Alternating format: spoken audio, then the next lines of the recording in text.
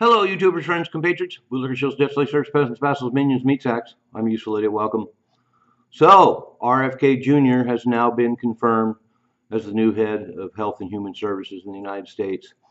And overall, I feel great about this move. It's great that Trump is getting most of his appointments confirmed. And so we have a lot of people that have a new, fresh look on all the issues in the United States, including this appointment. And once again, it's a great move. Once again, we're going to get transformational change. There may be some good, there may be some bad. In this case, I think it's good. I know RFK Jr. has been maligned for a lot of controversial views. He's been called a conspiracy theorist and a nut job, and all the usual, the kind of smear tactics they use on everyone. The fact that they have had a decade-long smear campaign against Tulsi Gabbard shows that there's no basis in reality. It's just hit pieces. They don't want any change. They like things the way they've been running, even though it's been proven that everything runs badly. And in RFK Jr.'s case, I think he has legitimate concerns, and the idea that vaccines have led to autism has been thoroughly documented. The fact is he's had some problems with the whole COVID narrative, and we've also seen that so-called conspiracy theory proven with the last couple of years of data. And so his concerns are completely legitimate.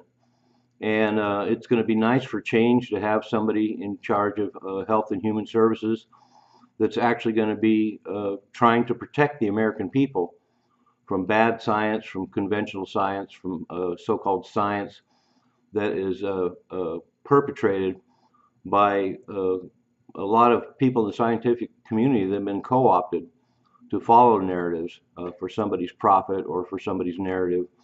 And for one, am pretty excited to have someone that sounds like he's actually going to be looking into everything and finding out what the science really is, and having a huge interest in protecting the American people.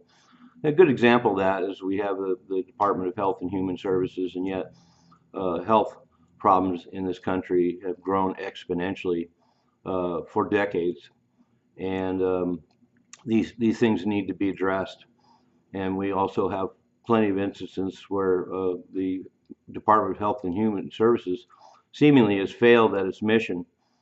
And I also have to mention too, it's kind of interesting how everyone is so against the idea of Elon Musk, a non-elected official, being involved in making decisions for their lives. But then you look at the same people who had no problem with Dr. Fauci, the non-elected official, a technocrat who for decades has been having a huge impact on American lives. And he wasn't elected, and he's a technocrat. And we've found out that a lot of the so-called science was not science. All these decisions about COVID were arbitrary. And so there's plenty of other examples as well of people that are non-elected that have had a lot bigger impact on our lives than somebody like RFK Jr. is probably going to have. But that said, like I say, to have someone in there who actually is a skeptic and is going to go against a lot of the conventional thought in health and human services is a big step. And I look forward to seeing what he does next. And hopefully we'll have a lot of more bombshell revelations. Maybe he's going to start snooping around and find out what the Department of Health and Human Services has actually been up to. So anyway, another controversial appointment by Trump that has been confirmed. And so we're moving forward and looking at big changes and needed changes. Congratulations, America. I'm useful idiot. Don't you be one too.